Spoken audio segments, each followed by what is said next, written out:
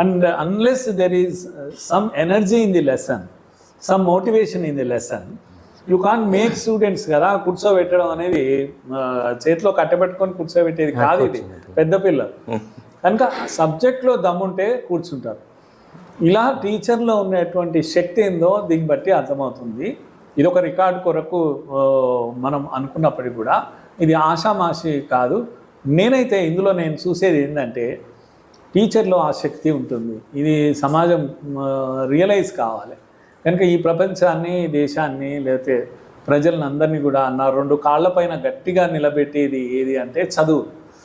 ఈ టీచర్ ఇచ్చేటువంటి చదువులు, ఇటువంటి టీచర్స్ యొక్క మోటివేటెడ్ టీచర్స్ అంటే బెల్ అండ్ బిల్ అని అంటారు, ఆ విధంగా పాఠం చెప్పి బిల్ తీసుకొని పోయే టీచర్స్ కాదు.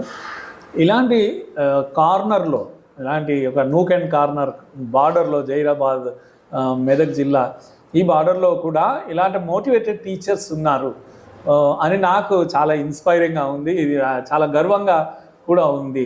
ముఖ్యంగా మన ఛానల్ చూసేటువంటి ప్రేక్షకులకు ఇది అందించాలనే కోరికతో ఈరోజు మారుతిరావు గారితో నాకు మాట్లాడే అవకాశం వచ్చింది. Thank you friends, thank you. Let us keep motivated by making use of the lectures from these motivated teachers, wonderful teachers. Thank you. Thank you, sir.